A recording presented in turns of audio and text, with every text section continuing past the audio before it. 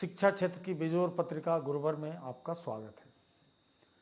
इस अंक में शिक्षा से जुड़ी पाक्षिक पूरी खबरें होती हैं और अंत में एक पुस्तक के ऊपर चर्चा हम करते हैं। आज हेलेन केलर जिनका बहुत बड़ा योगदान है, आपको पता है कि दिव्यांगजनों को पढ़ने के लिए ब्रेल लिपि के जन्मदाता हैं। इन्होंने कहा है कि शिक्षा का उच्चतम परिणाम सहनशीलता है। The highest result of education is tolerance. शिक्षा का जो एक तरह से आखिरी मुकाम टॉलरेंस है।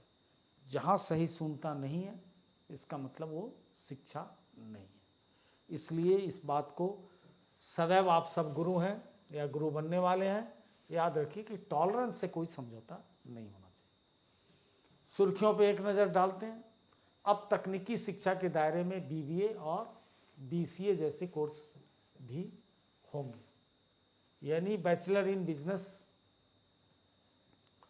और बैचलर इन कंप्यूटर साइंस, ये दोनों कोर्स अब तकनीकी शिक्षा के दायरे में आ जाएंगे। ड्यू में पढ़ाई के साथ विदेश की डिग्री बच्चे ले सकते हैं।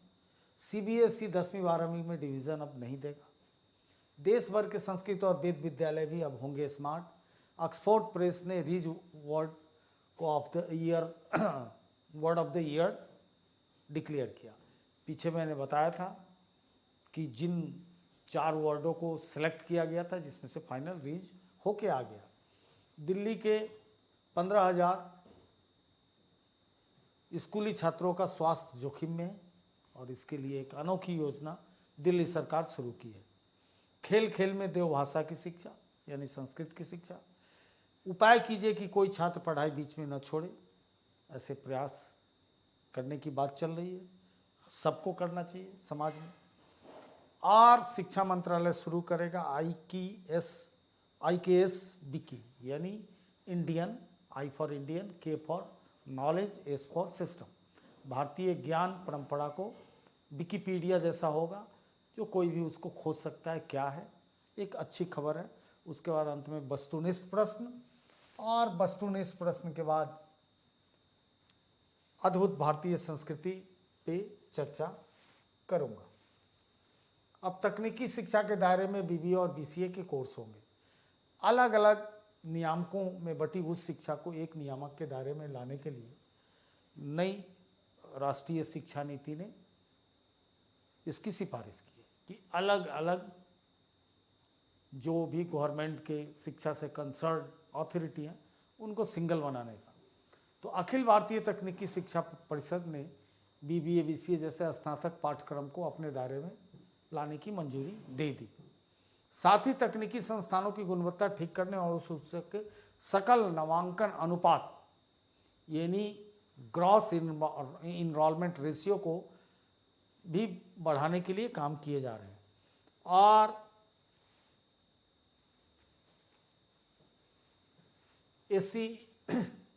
SIT ने अगले 4 वर्षों में 24 से 27 तक अपनी अनुमोदन प्रक्रिया से जुड़ी हुई एक हैंडबुक भी जारी कर दिया है।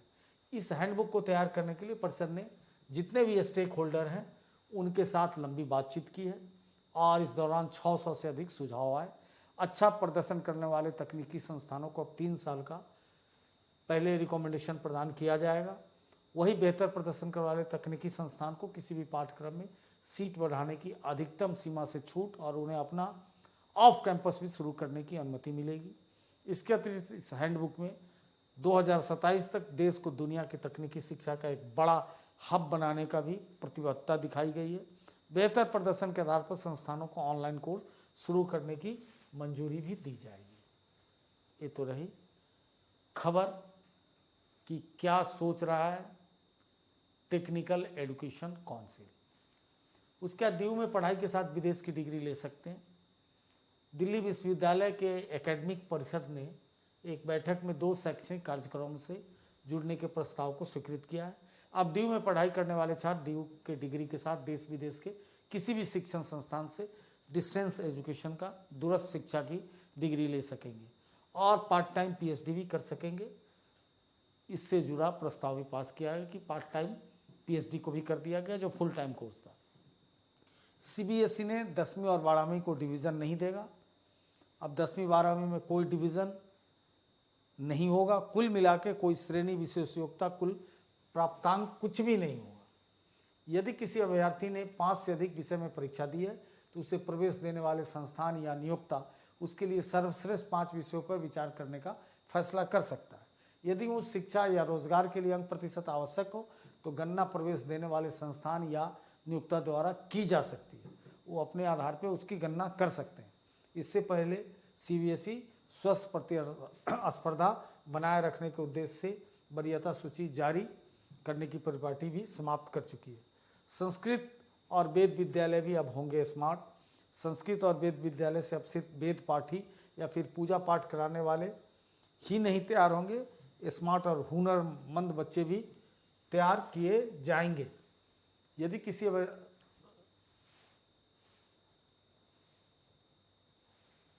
साथ ही यह किसी न किसी कौशल स्किल से जुड़ेंगे।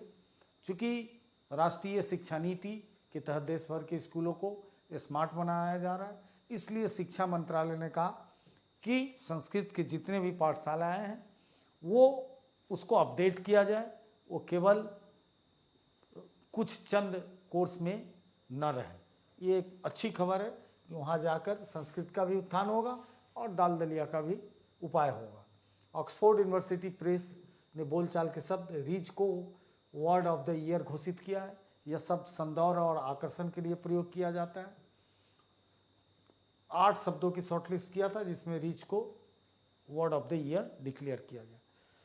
दिल्ली के 15,000 स्कूलों में छात्रों के स्वास्थ्य जोखिम में है। दिल्ली सरकार द्वारा पायलट प्रोजेक्टों में 20 राज्य संचालित स्कूल में लागू की गई 2 साल की स्वास्थ्य योजना से पता चलता है कि 2000 मतलब बच्चों के स्वास्थ्य की हालत ठीक नहीं थी। इसके लिए एक पायलट प्रोजेक्ट अभी चालू किया जा रहा है जिसका नाम है स्कूल हेल्थ क्लिनिक।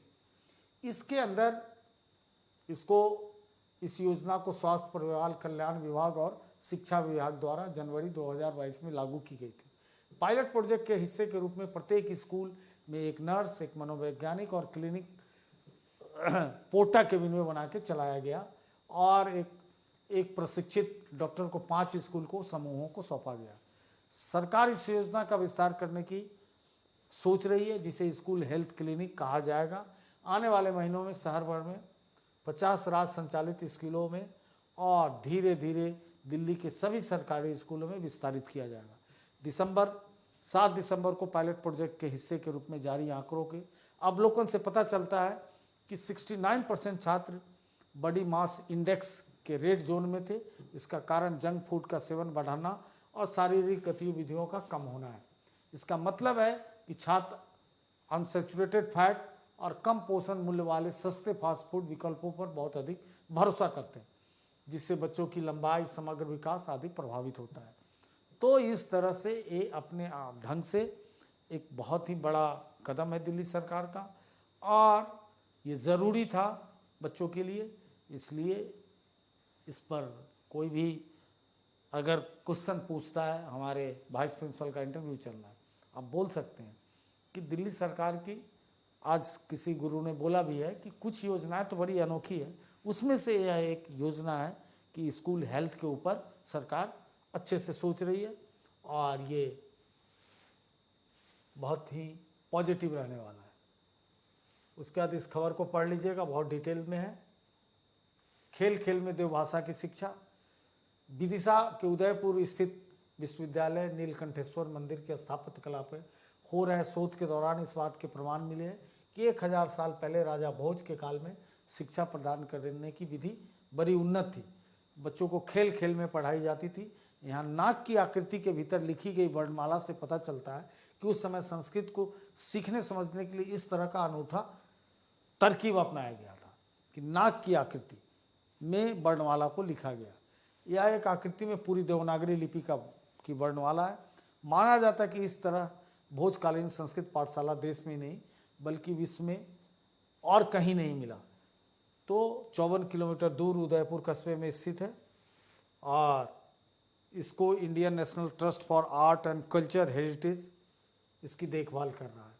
मंदिर प्रांगण में पत्थर पर बना लेख दूर से देखने पर किसी कलाकृति या मंत्र जैसा प्रतीत होता है, पर पास से देखने पर पता चलता है कि इसमें बड़े नाम की आकृति को कलात्मक रूप देते हुए स्वर व्यंजन और संस्कृत व्याकरण को करीने से उकारा गया है। तो ये एक बहुत भारतीय ज्ञान परंपरा की ही चीज़ है, जो बहुत काम की चीज़ है। अब ये एक सर्वे रिपोर्ट में बताने जा रहा हूँ जो बहुत चौंकाने वाला है कि चुनाव होते हैं या कोई भी पॉलिटिकल एजेंडा होता है तो जात धर्म की बात होती है, बहुत हो गई। लेकिन जो डाटा आया है वो डाटा ये कहता है, जैसे अमेरिका ने कुछ महीने पहले एक ऐतिहासिक फैसला वहाँ के कोर्ट ने लिया था।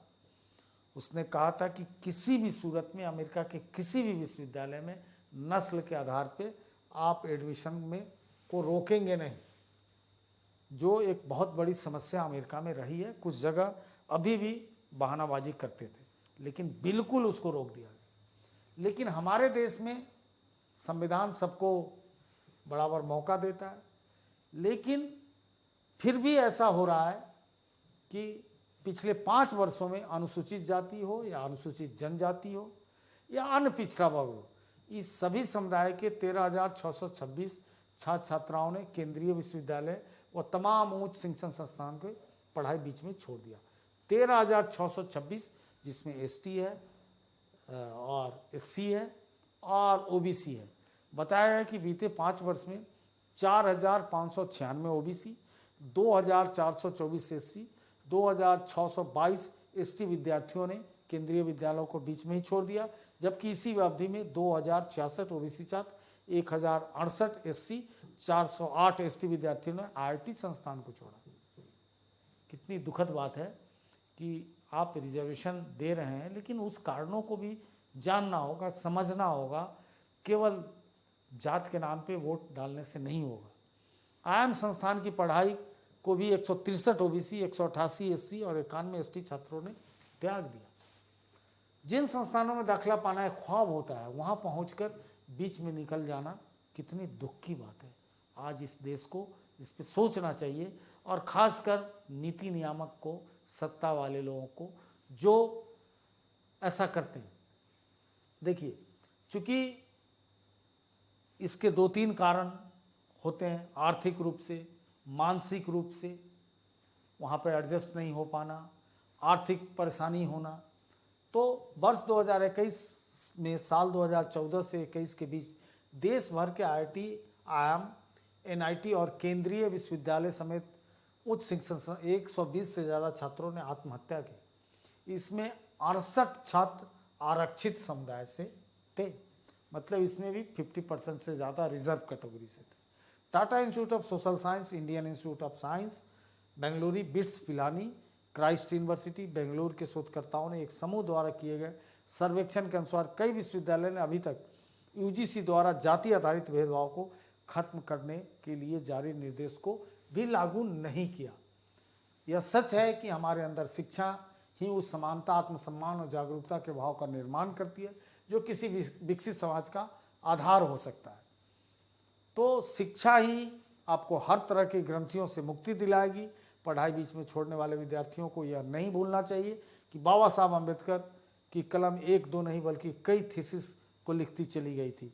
उन्होंने देश से अस्पृश्य भाव को मिटाने का कार्य किया और शिक्षा को ज्ञान का माध्यम बनाया। तो ये सर्वे रिपोर्ट है, कितना दुखद है, और इस पर सबको विलाप करके और इस पर एक्शन लाना चाहिए। शिक्षा मंत्रालय शुरू करेगा Indian knowledge tradition Vicky. Bharat के पारंपरिक ज्ञान और संस्कृति संबंधी जानकारियों को बढ़ावा देने के लिए केंद्र सरकार लगातार अथक प्रयास करेगी। विकीपीडिया के तर्ज पर भारत सरकार शुरू करेगी आईकेएस विकी। आईकेएस विकी पे लोगों को सरल भाषा में भारतीय परंपरा का पूरा नॉलेज और संस्कृति पे आर्टिकल मिलेगा, और ऑनलाइन रिपोजिटरी है। इसमें इंटर्नशिप कार्यक्रम के माध्यम से छात्रों को शामिल किया जाएगा ताकि योगदान दे सके, और हर इंटर्न को उनके आर्टिकल की स्वीकृति के बाद 1,000 रुपया पारिश्रमिक की भी बात है।